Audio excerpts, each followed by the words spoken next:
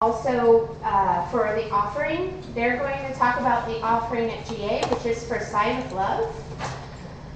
If you give money for our offering, it's coming to St. John's, but there will be opportunities. You will see ways you can give money to Side of Love as well. It's an amazing organization.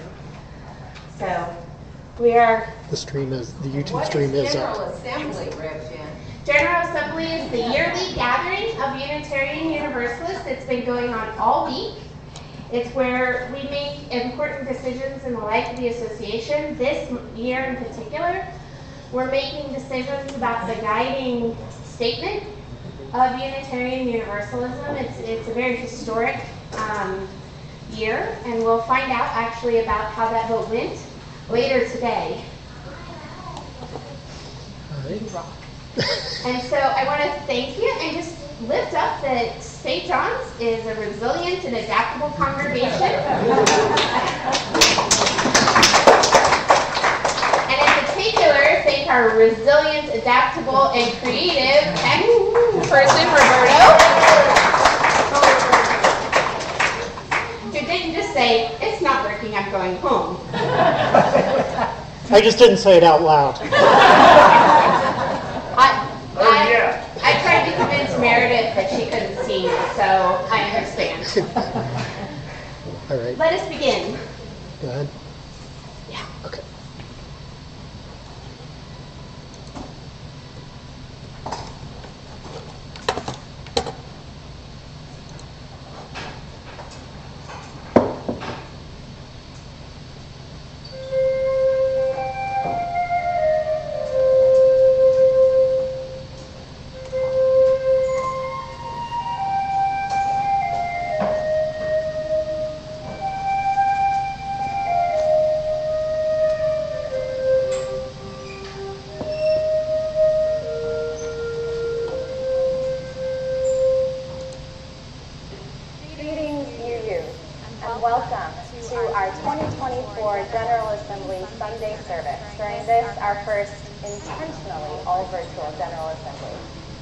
It is a delight to be joining you on screen in your sanctuaries and homes, and it is a joy to be connected across every distance, linked from person to person and congregation to congregation.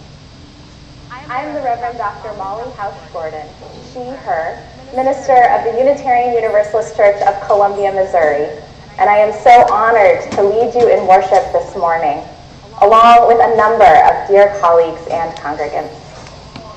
I am a pale-skinned white woman in the very last months of her 30s, with red hair that is very long on one side and very short on the other. I'm wearing a dark teal blouse with a scalloped neckline and a stole with a dove on one side and rolling water on the other. I'm speaking to you from my church sanctuary in Columbia, Missouri, against a background of large dandelions made of paper plates and napkins and garden hoses by a wonderful artist in our congregation, Lily Johnston. One of my core beliefs as a Unitarian Universalist is that my life is inextricably bound together with every other life and force on this earth, and I am grateful to be tangled up with you, my fellow Unitarian Universalists. In celebrating the interconnection that I experience daily and weekly, this service will include members of the staff and congregation of our church here in Columbia, and it will also include members of a minister colleague group that I have met with every week for the last 3 years to deepen our practice of Unitarian Universalism. They will each introduce themselves. I am so grateful to remember that so much of who I am and how I think and what I write is formed by these relationships.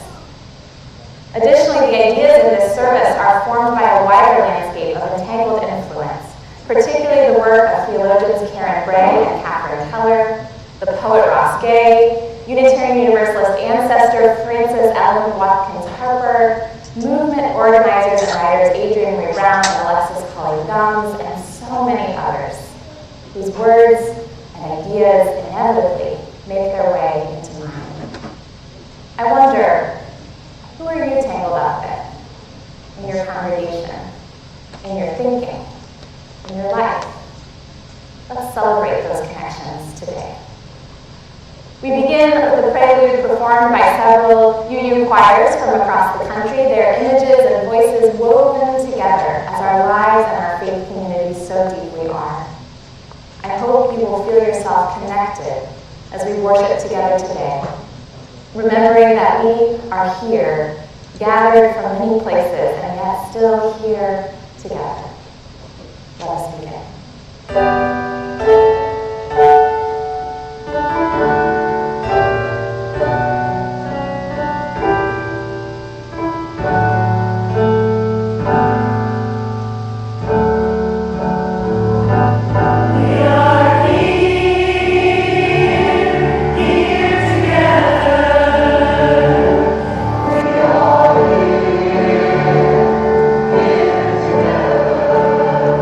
We are here.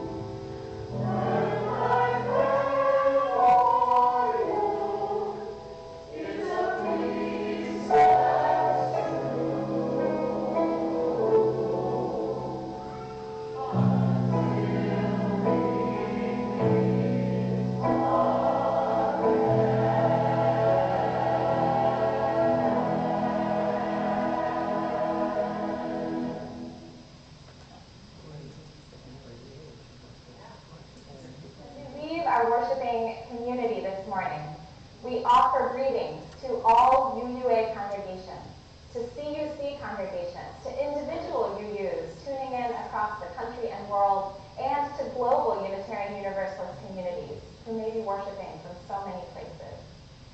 As we begin our service from diverse locations this morning, may we ground ourselves in each of those places, even as our spirits reach out to connect us to one another.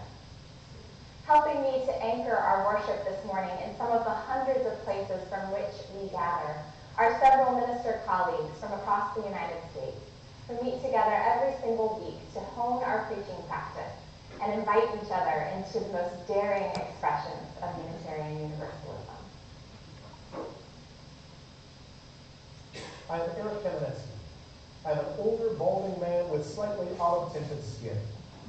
Greetings from the U.S. West Coast, from Edmonds, Washington, where the deep blue waters of the Salish Sea lap at the shores between the Cascade and the Olympic mountain ranges. The land I join you from has been stewarded for countless generations by the Snohomish tribes and the Coast Salish people who continue their livelihoods on these lands today.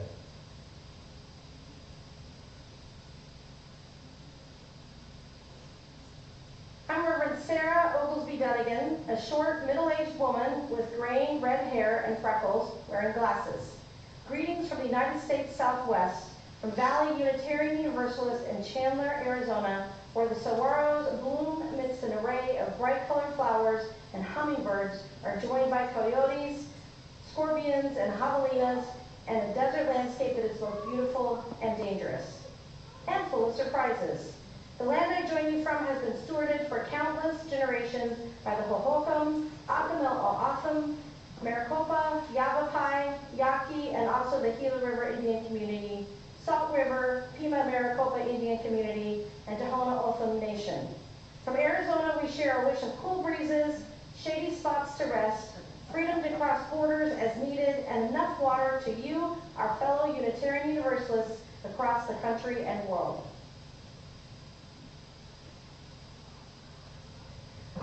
I am Molly Housh-Gordon, a white woman with red hair and an asymmetrical style.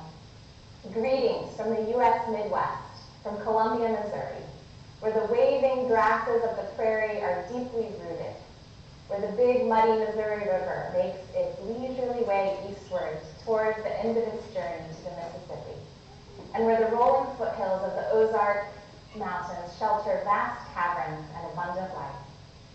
The land I join you from has been stewarded for countless generations by the Osage, Peoria, Kikopwa, Oceti-Sakowin, and Kaskaskia peoples. From Columbia, we share our wish of deep nourishment, wide perspective, and bodily autonomy to you, our fellow UUs across the country and world. I'm Sadie Lansdale, a tall white woman with brown hair pulled back in my church bun. Greetings from the United States South, from Greensboro, North Carolina, where the blooms are going wild, the produce is ripening on vine, and the rivers and creeks that sweeten the earth are thick with life. The land I join you from has been stewarded for generations by the Chirac, Catawba, Occaneechi, Sissipahaw, Kiowa, and Shakota people. From Greensboro, we share our wish of good food, good music, and rowdy celebration, heaven on earth for all people, to you, our fellow UUs across the country and the world.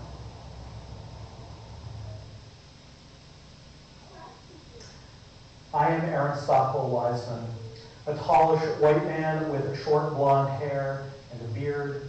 I am wearing a blue ministerial robe and a rainbow stole, and I use glasses. Greetings from the United States East Coast, from Framingham, Massachusetts, in the Charles River watershed. We learn about the seasons as the vernal pools fill with water in the spring. They're the home to yellow-spotted salamanders and fairy shrimp. We learn about the seasons, too, with the vermilion and golden leaves of autumn, and the chattering of those bare branches during the stick season.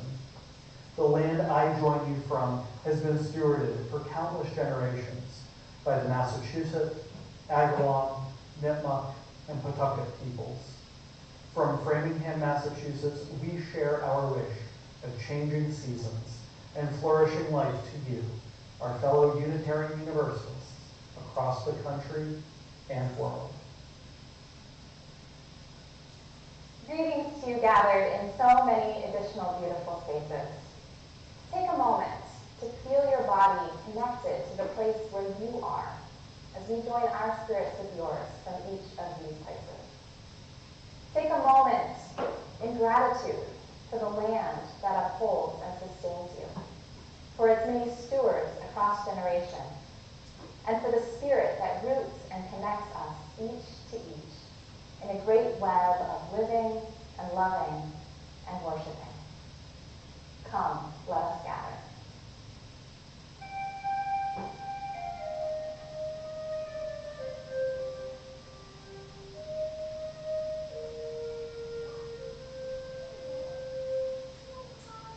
I am Gretchen Mackey, a worship associate at the UU Church of Columbia. I am a wife of a millennial in use she and they pronouns.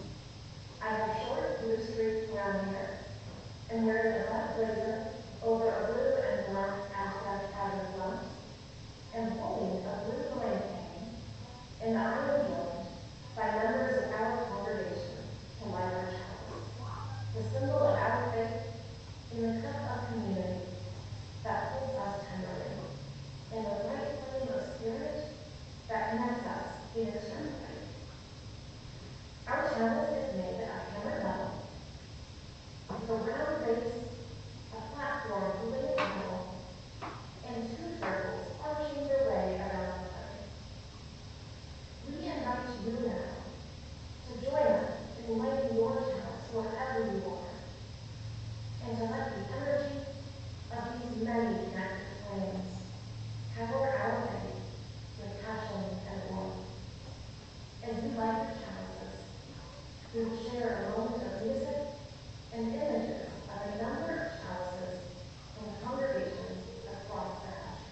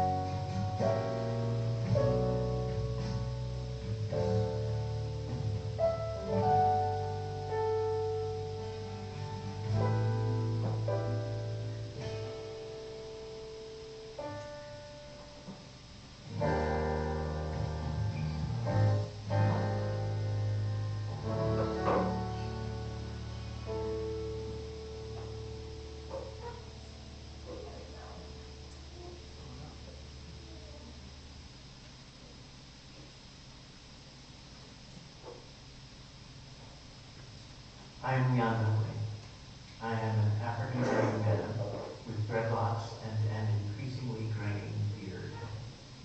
I am wearing a stole that honors the members of North Universalist Chapel Society, or North Chapel, in Woodstock, Vermont, which is the church and the community that I lovingly serve. I'm going to share a story with you this morning from a collection called Through the Mickle Woods by Melissa Gregory.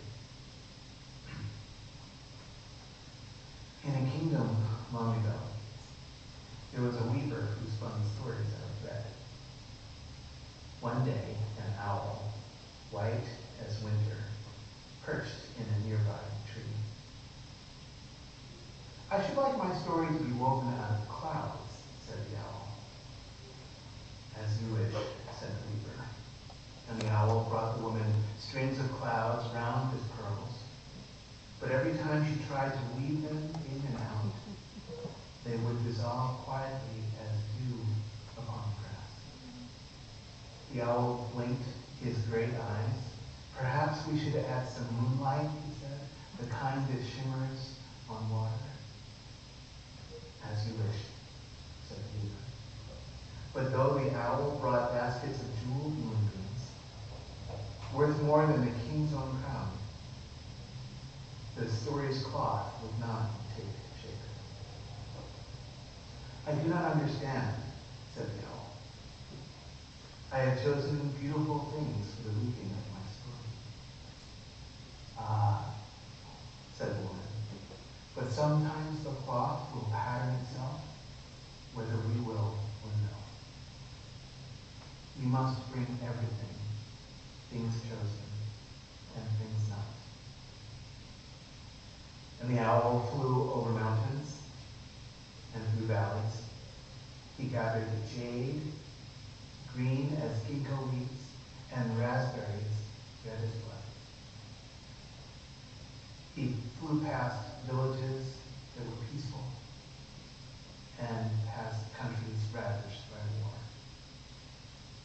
And when he returned with all of the things that he had found, the weaver smiled. These will do, she said. She took the things that the owl had brought, the threads of sunlight, fine as silk, and cobwebs, gray as skulls, and wove them together into a cloth. And when the owl pulled his story around him, it was so full of woe and gladness, so beautiful and strong, that when he stretched out his new-made wings, the people thought he was an angel hovering over the breathless sky.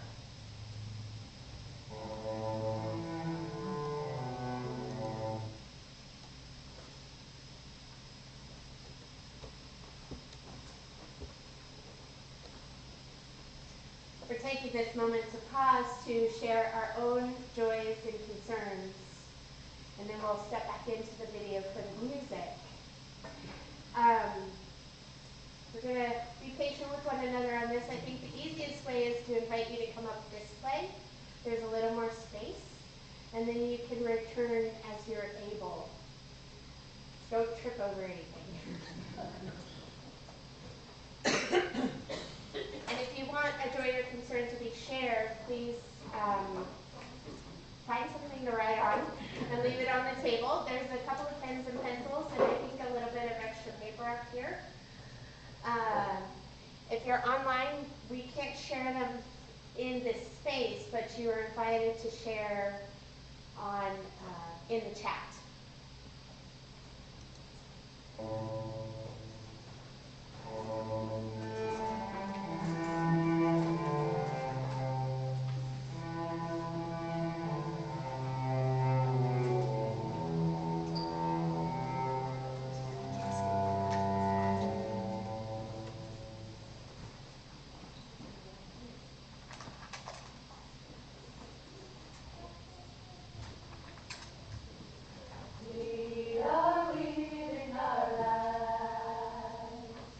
We are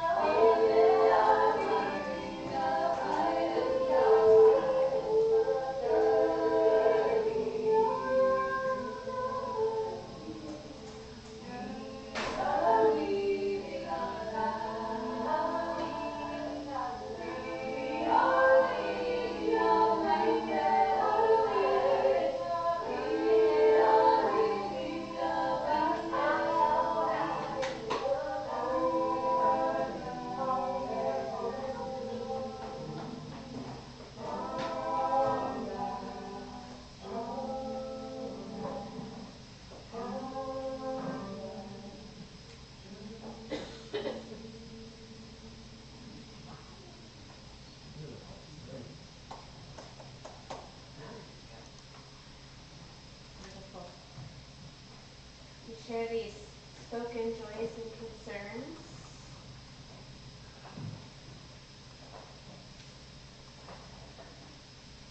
Start with a concern from Raquel. Our family is celebrating a successful surgery to treat a chronic illness for our daughter, only to discover a second life-altering chronic illness. Please be with us as we navigate a rough transition to a new normal. Hearts are with you.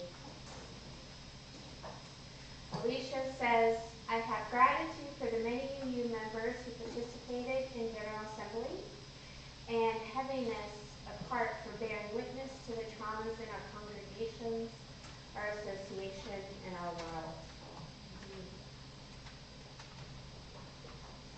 Martha says, today is my birthday. Happy birthday.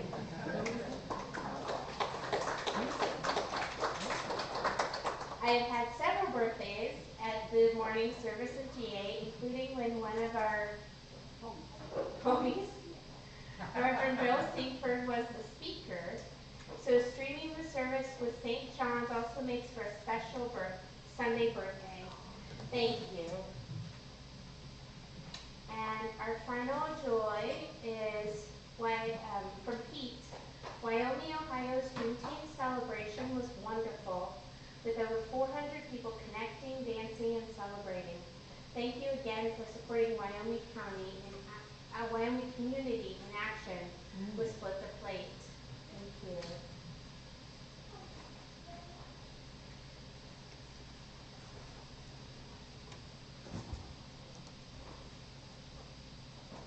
Neil Batchelder, the Director of Religious Education at the UU Church of Columbia.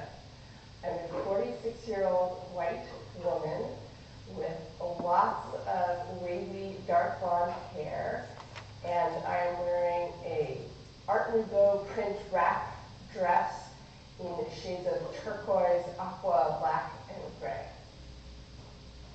My name is Donna Bonner.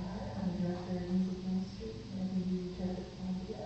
I'm a 30-something white woman with short, blondish, reddish hair, wearing gold glasses, and also an Art Nouveau style white shirt. And together we are going to lead you in a moment of centering, as we do each week here in our congregation. I'd like to invite you to find a comfortable position for your body. Feel your contact with the seat or with the ground. And take a moment to bring your attention to the steady rhythm of your breath.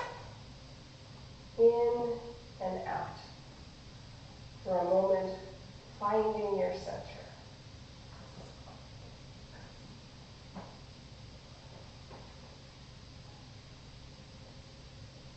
And now, close your eyes and try to imagine the threads that are being woven into this story of your life.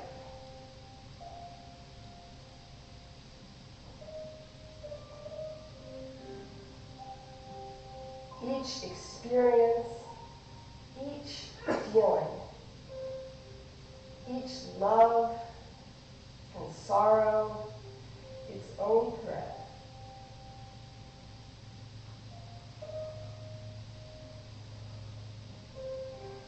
And let each thread take shape in your mind as color or texture or sensation, until it becomes almost tangible, to where you can almost hold it in your hands, delicately between your fingers. With all your tenderness, can you begin to weave it all in? Twining green sheets of new discovery. Heavy, drab threads of despair.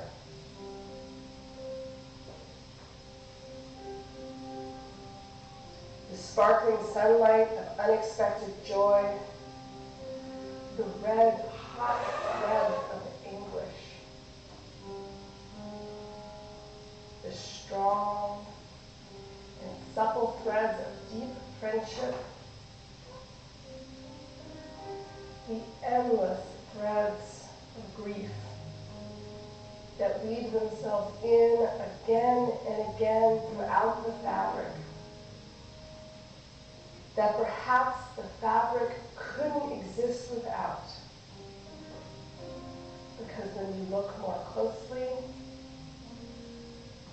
you see that they were spun out of your capacity to love.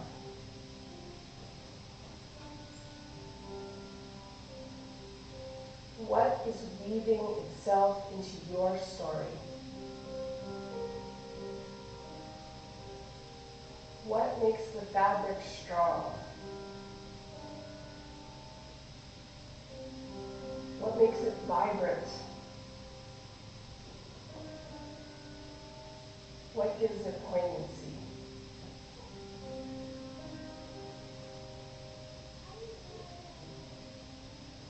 And now, bring your attention to the edge of the fabric that you are weaving. And see, it does not end there. Each fabric neat and tidy and separate. Open your mind, your heart, your spirit to threads being woven from 100, 1,000, from countless others, weaving into yours in colors and textures you could never have imagined. Sometimes weaving together roughly in complicated patterns, sometimes beautifully and seamlessly, sometimes some of both. Can you hold the tenderness of their stories, the tenderness and care of this weaving together?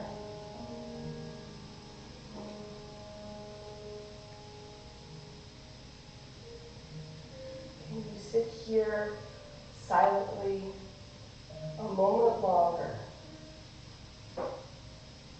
in tenderness, in love, in awe at this creation, at all that has been woven?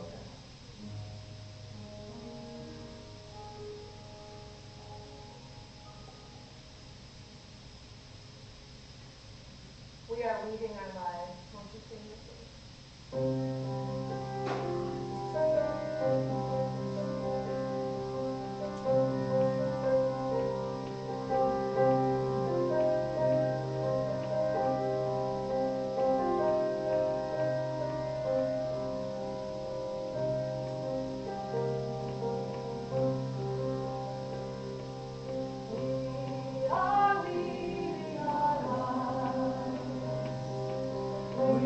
We are weaving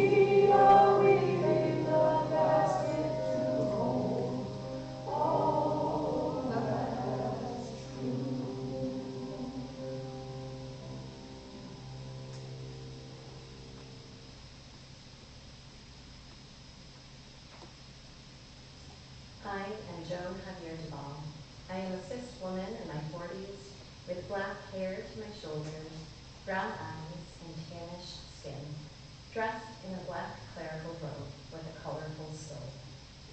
Will you join me in the spirit of prayer or contemplation? Holy mystery, silent presence, uncertain bearer of the weight of it all. In these quiet moments, we tune in. We listen for and seek out the maybe still breathing, perhaps still whispering, faintest sign of the universal good.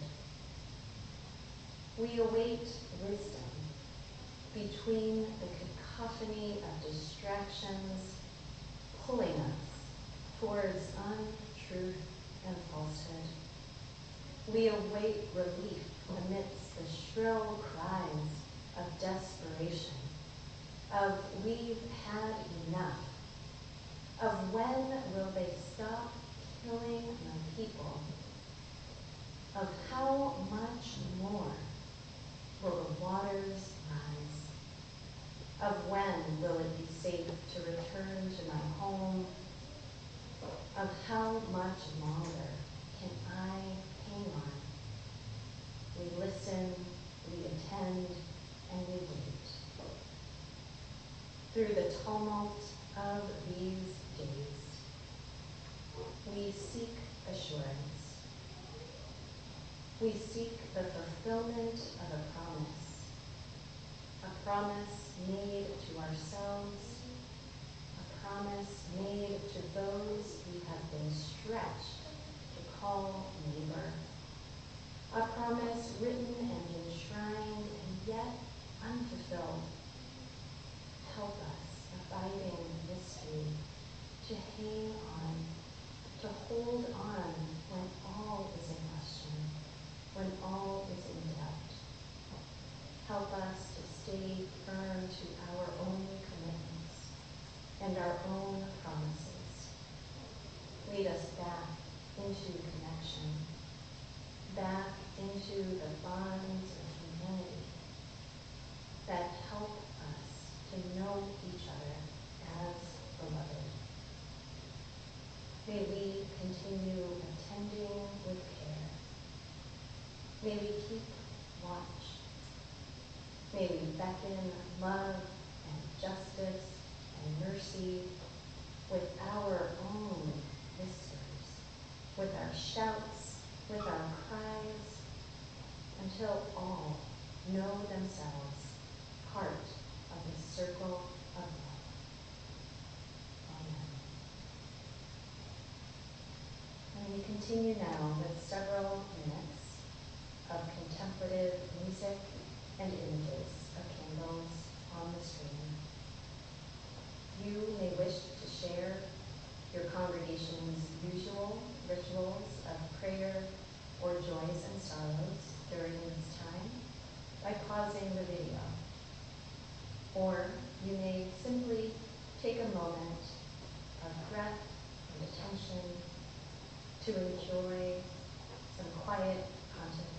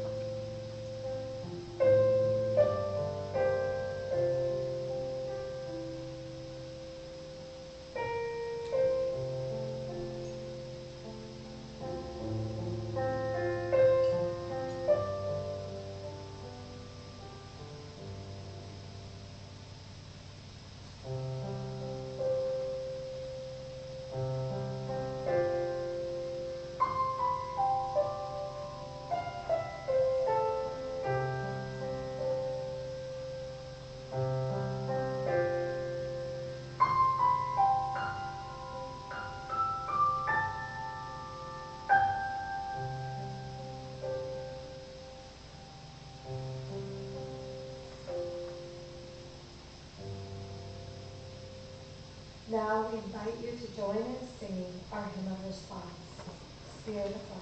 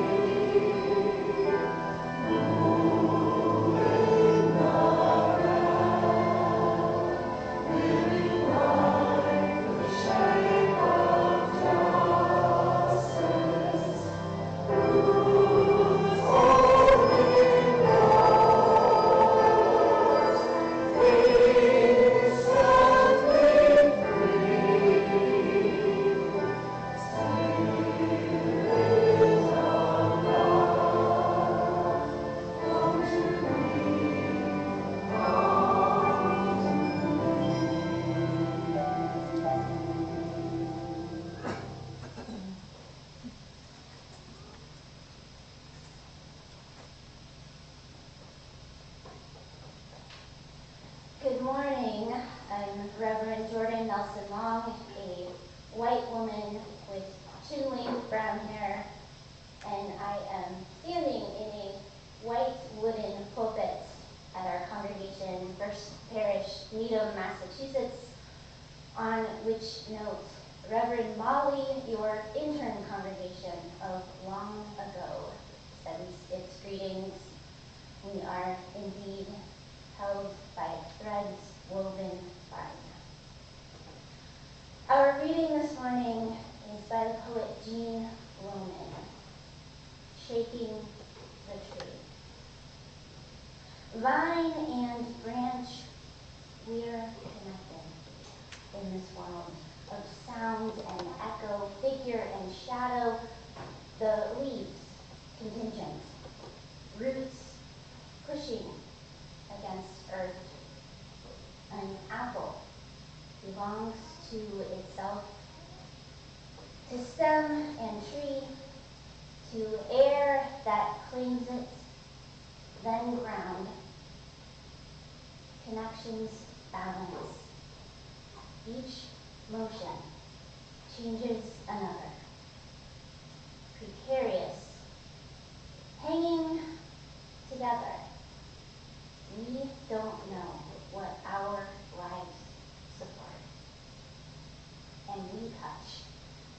In the least shift of breathing, each holy thing is barbed. Everything depends.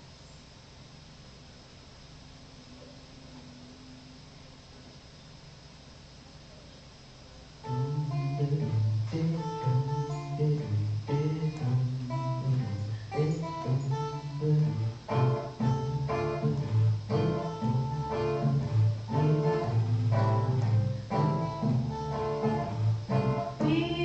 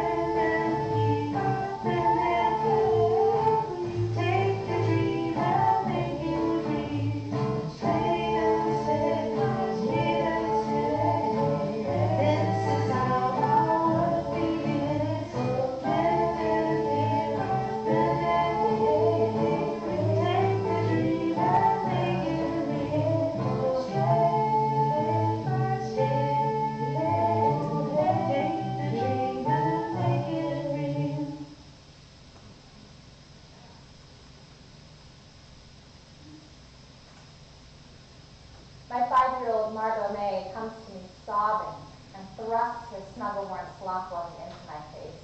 "Baba is rich," she cries. "I love her so much. Can you kiss her?" I tear my eyes away from my phone where I've been watching a photojournalist video of a child just like my own, covered in the dust of bombs, vibrating with medical shock and soul trauma beside a pile of rubble in Gaza. Child, I can fix nothing. But I pull her to my chest and let her tears join mine. 30 years before, I sit with my great-grandmother Iva May at the table her mother brought in a wagon across the prairie, running my hand over a notch worn smooth by wagon wheel and worrying of women. I'm numb. We sit packing away blankets whose edges she neatly crochets by feel, her beloved hobby as a seamstress of sight long gone. She gives these blankets to every baby she learns of, the mail deliverer's son, her cousin-in-law, grandson, newborn child. They're all ours, she tells us.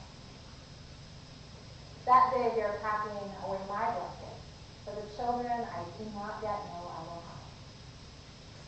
"Can you teach me?" I asked, pointing to her crochet hook. "Yes, I can. But first things first. Before we learn to read, we learn to mend."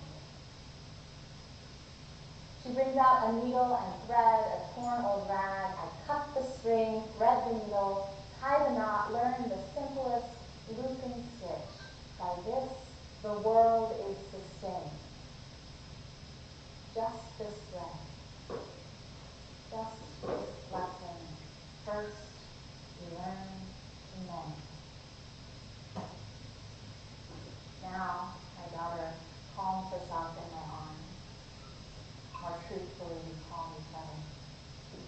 And together we fetch the needle and thread. Under my hands, Baba becomes whole again. While beside us, images of devastation flicker on the screen of my phone. I can fix nothing. But I've taught me. Every baby is ours. First, we learn to mend. It is a theological truth, long understood by our tradition, that all of our lives are woven and sewn and bundled up into one great tapestry of life. It is the terrible truth of this moment, that the weaving is torn and frayed and sliced, sometimes by our very own hands. And I'm not certain that we have learned well to mend. Friends, I want to speak to you today of the web of life, an existential fact about which we Unitarian Universalists love to sing and rhapsodize and sometimes joke. Did you see the UU Valentine that said, "Baby, let's let our interconnected webs interconnect"? It's beautiful, isn't it? The web of life. Sparkling with dew like jewels that have been joined. All the ways we are connected, accompanied, and so deeply held across all of time and all of space. The depth of our interdependence means that you are the dancer showing something true about love in the shape of her arms, and the painting glowing with impossibly captured light. It means there is something of you in the way a rose unfurls, something of you in the engineers that found a way to reach the stars, and something of you in the stars. All of life is woven together, and that means we are each reflected in poetry and in prayer, in science and in every silence. We are echoed in the ocean waves and found in the deep. How beautiful. You can almost forget, couldn't you, that a spider's web is also the tool of a predator. That a web is sure death for the fly.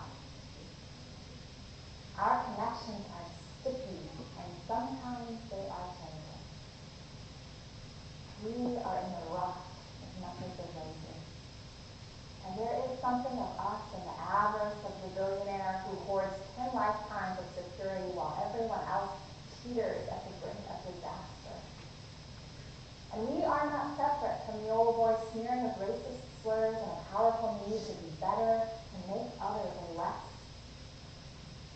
or from the casual, vast cruelty of the truly powerful. We are not separate. And for me, there's this. My great-grandmother, Ida May, who crocheted countless soft blankets to hold new life. She also upholstered the plane that destroyed her. How do I hold both of those things? So tender.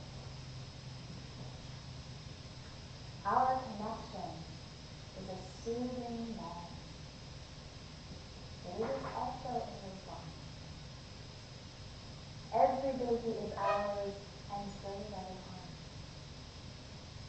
The tapestry of our lives is thick, woven, warped and weft of love and pain. It is beautiful and it is awful. Our interdependence is sustaining and threatening. Sometimes I wish it was just one or the other. Our whole culture is set up to tell us it's only ever one or the other. My survival brain would really like it to just be one or the other so I would know how to act.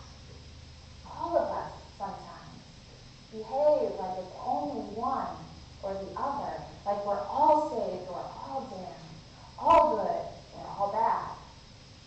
Like we could cut away the harm and have only the love. I know I've wished it for my family. To turn off the branches of shame and only let the good stuff remain, perfectly formed, all blessed, wholly uncorrupted. I've wished it. And how could I not? It's in our faith to pursue that moral perfection. Our great-grand-forefather, William Ellery Channing, told us that we could, that we should grow in likeness to God.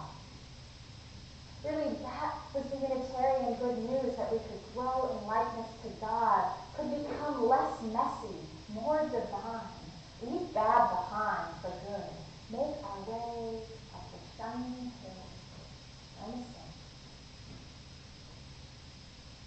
But hills keep rolling on, high to low, and messing up is how we grow, and growing never ends. And no matter the language you use for the ultimate, perhaps you've been left with just that likeness, just that purity, just that choice perfection or damnation, and are you just exhausted in the climb? Because maybe you're afraid that they're onto you. Your congregation, your friends, your colleagues, or your people, that they know you haven't got it all right yet. That there's still some greed in you, or some confusion, and lots of fear. Maybe you're afraid that you haven't got it all right yet, and that makes you all wrong. And maybe you've even tried to slice yourself out of the web sometimes, because nobody told you that you could just keep growing.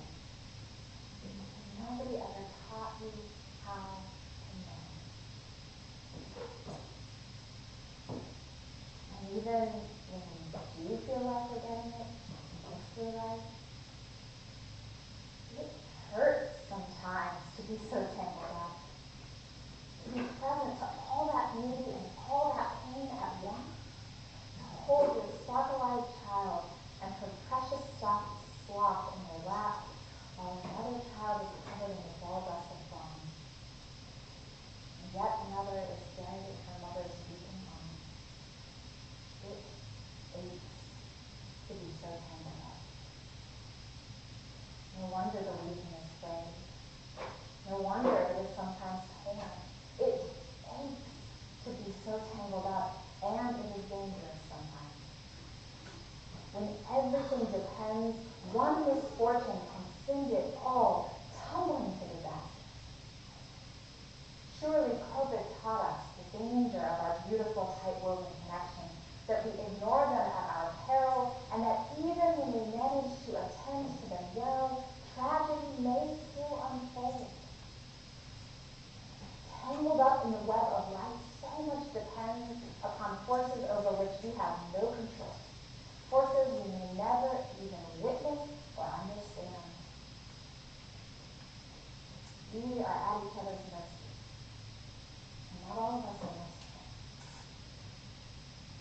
The poet Jenn Gracen writes, precarious, hanging together, we don't know what our lives support, and we touch and release shifts of freedom. Each holy thing is borrowed, everything depends. Our interdependence sustains us. And because it sustains us, it also makes us so vulnerable to one another.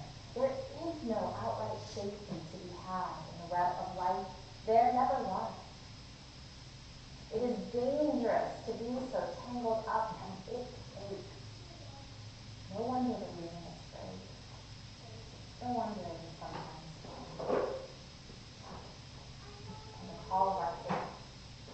The call of our faith is to respond to these tangled realities all at once. The sustenance and the danger. The holding and the tearing. The beauty and the pain. We really don't like to feel that second part. Sometimes we try to slash and hack away at the web to avoid that second part. Maybe if we could just cut ourselves away from that interdependence, we could be safe. Maybe alone on our own, it wouldn't ache. If I don't rely on you, I could be sure I was okay. And if I leave first, they can't kick me out. And if I distance myself from your mistakes, I won't get kicked out too. And I'll never have to reckon with the shame of things I used to do before I knew. So slash and hack and tug away. And power hoarders, and the supremacy systems, and the forces of empire, well, they are standing by, sharpening their knives. They are whispering to us that we have to depend. And at the cost of our separation, well, it would only be the parts of us that hurt in the first place. All we have to do is cut out the warp of the reason, slice away the pain and fears, cut out the anger and the longing. That doesn't sound like such a bad deal, does it? Until the leaving won't hold, because we aren't whole. Until it all begins to unravel, and our humanity leaves us free. And the weft of joy that cannot stay without the warp of sorrow.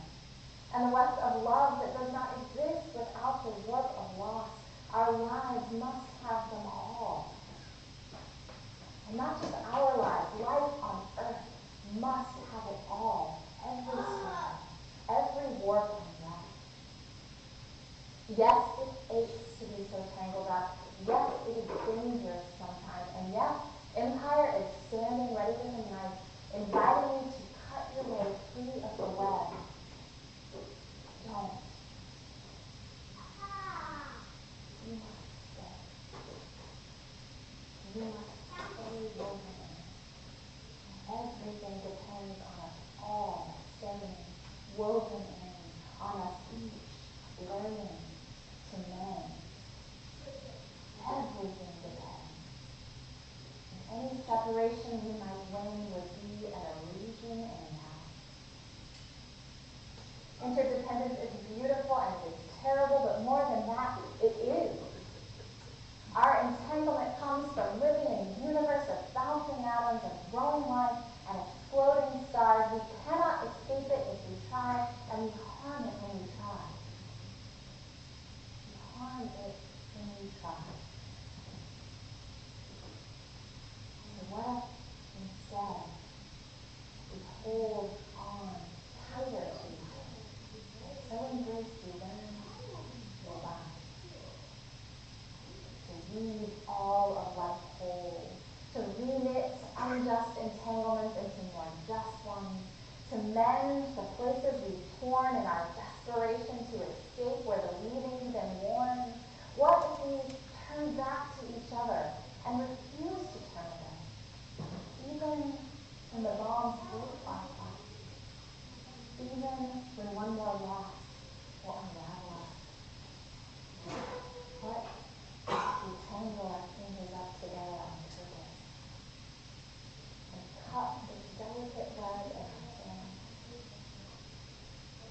tenderly made every tear.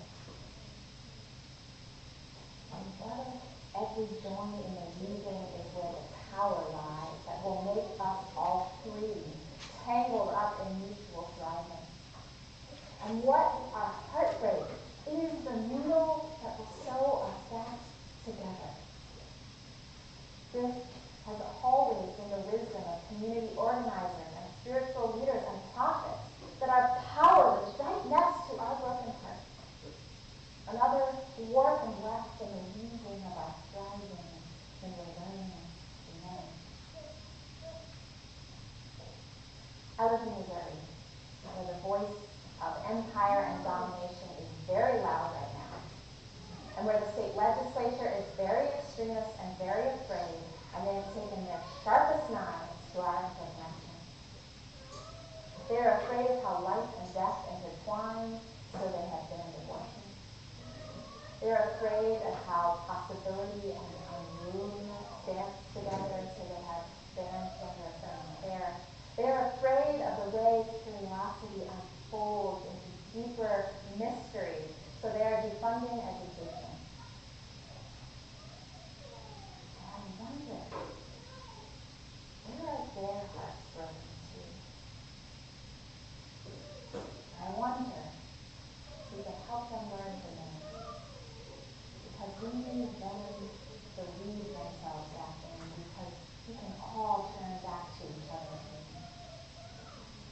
Because right next to the thread that they have tattered, there is also a strong woven Missouri, ready to receive and reweave what is frayed. A Missouri where farmers with Missouri Rural Crisis and activists from the Organization for Black Struggle and union members from Jobs with Justice have spent years investing in our web, building deep relationships together, fighting factory farming together, protesting police brutality together, successfully raising the minimum wage together, and getting abortion rights back on the ballot together, because they know that they are innocent. Because they know in their bones that their interdependence is an inescapable fact. Because they would not leave this web even if they could, because even though it aches, and even though it is dangerous sometimes, it is self-sustaining and so beautiful. In this Missouri, we live in a vast and shining web of organizing relationships, where we stay connected, where we pride our interdependence, where we turn toward each other, where we mend what we tear. And yes, we are heartbroken together. And there we find our power. I hope you have a web like that too, in your community, in your congregation, in your beautiful family of choice. I hope you are weaving a beautiful web like that, where we already know that love and loss are intertwined. And because we've accepted that tender truth, the power of our care cannot be stopped. And this too is the promise of our faith. That when we accept the tender truth of our aching, dangerous, sustaining connection, the power of our care cannot be stopped. You know the whole woven web, joy and sorrow, hope and despair, and at our best we are rooted in it, and we are sustained by it. And there is nothing woven that we need to fear, because we are learning to mend.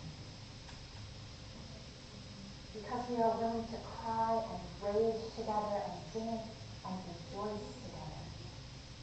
And with the strong threaded needle of our heartbreak and our care, we are present to all of it together. And that is where our power lies. In depending on each other, and knowing we depend on each other, and being unafraid to depend on each other, because it's all woven so tight, because everything depends.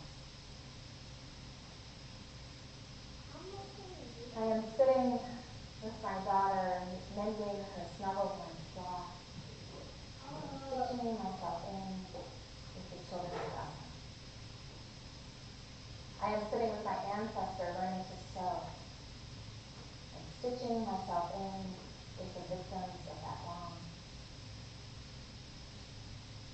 I am sitting here with you, deep in the dark.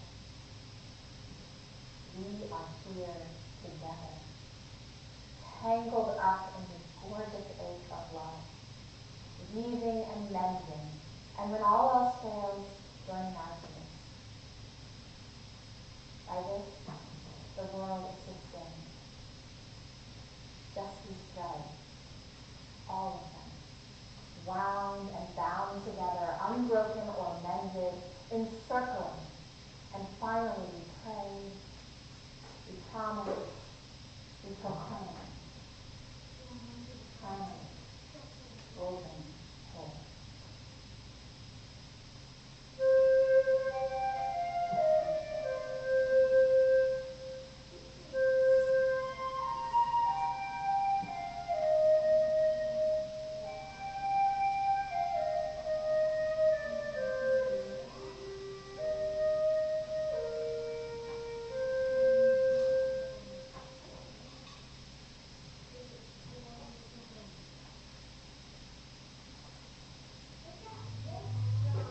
We weave, we mend, and we keep the circle whole together.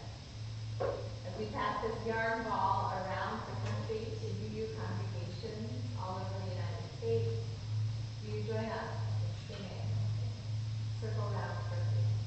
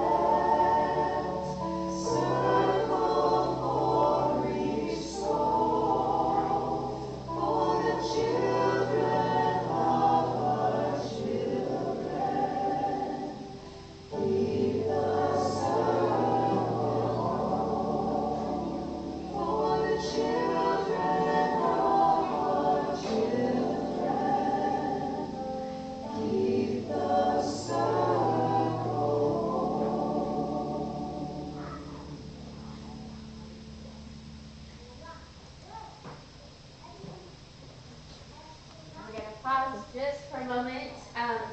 Next is the offering portion, and you're going to hear from Nicole Presley with Side with Love. The offering that we take during the music, which is right after she speaks, is going to be kept by St. John's. Just want to be clear about that. But on the screen will be ways for you to contribute to Side with Love if you are interested. It's a really amazing program. I'm glad you're going to hear about it. Also, you've been sitting for a long time. Do you want to stand up for a moment? Yes, these chairs weren't designed for services. All right. Stay as long as you need to. We're going to go ahead and start the video, and then you can sit down when you're ready.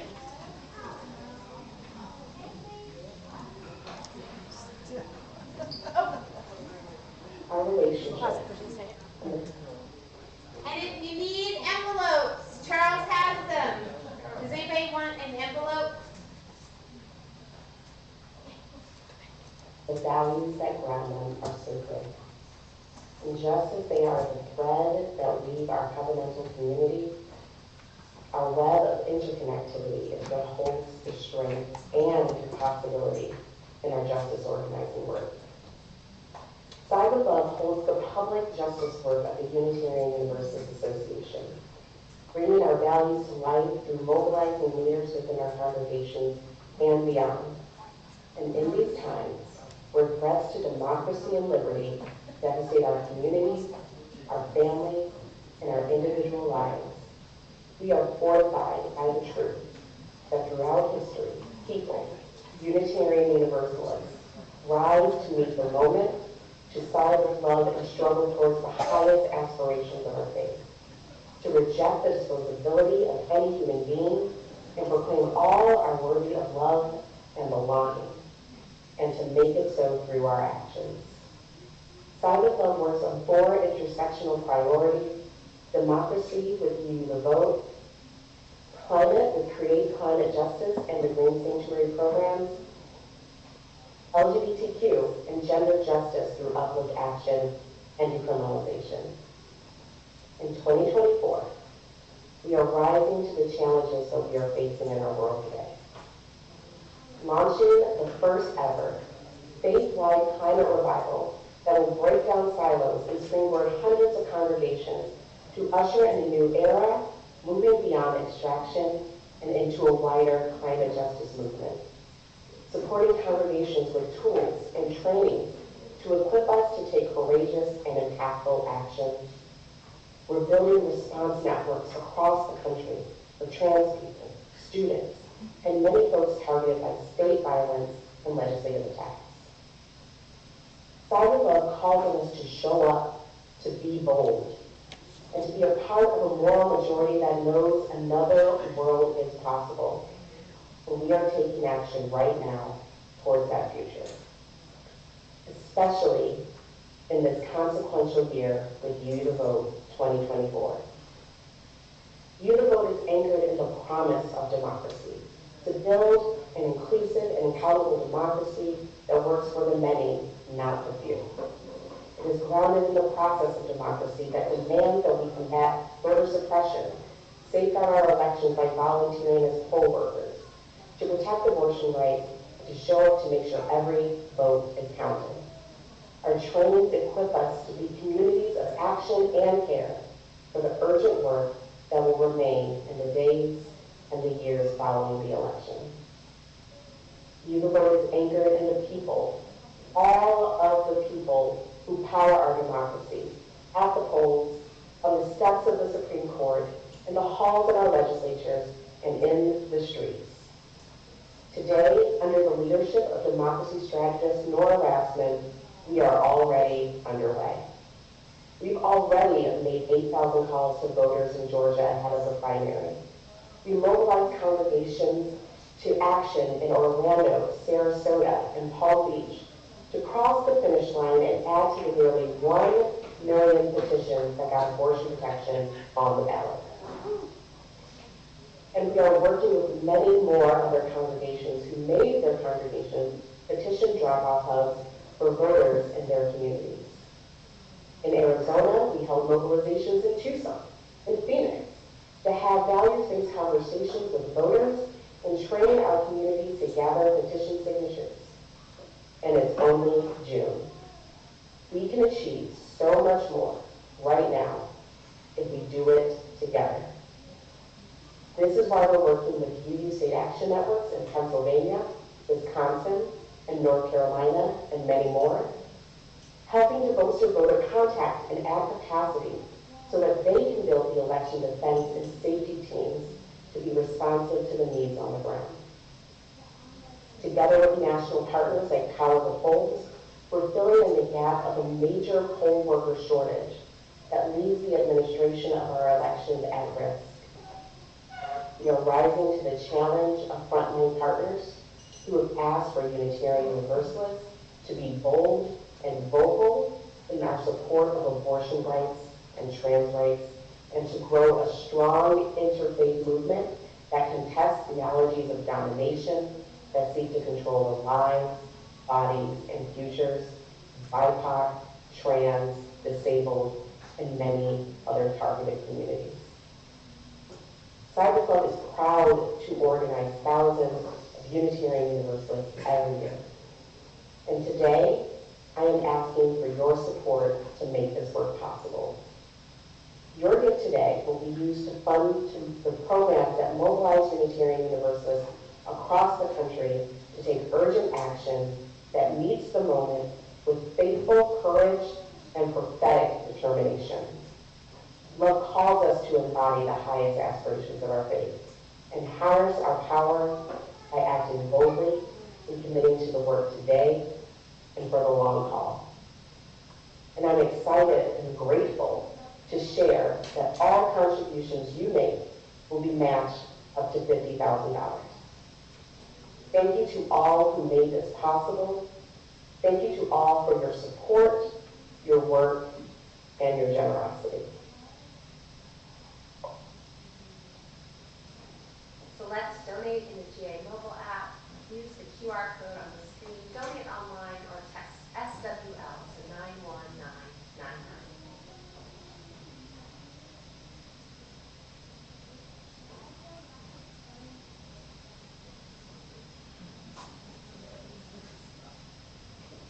My mama said to me, hold on, you gotta be quiet, hold on, momentary dreams can be gone. What up through your fingers you can't hold. Baby, hold on to the things that you love.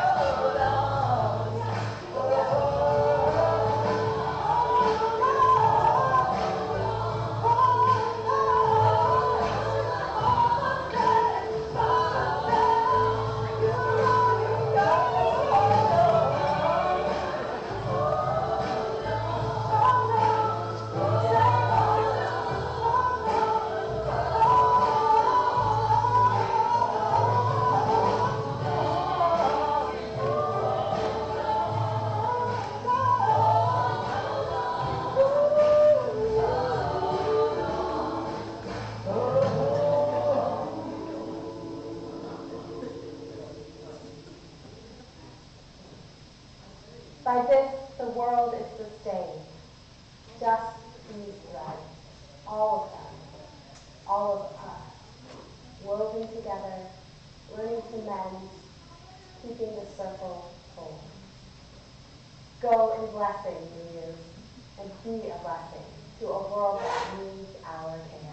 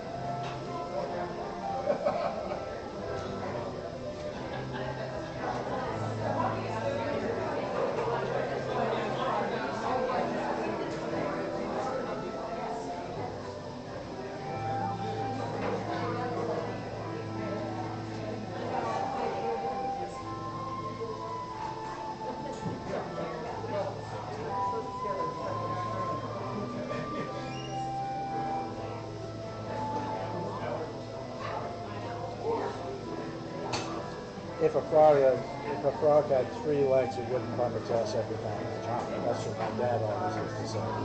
That's why I had brought my kit with me. I now have,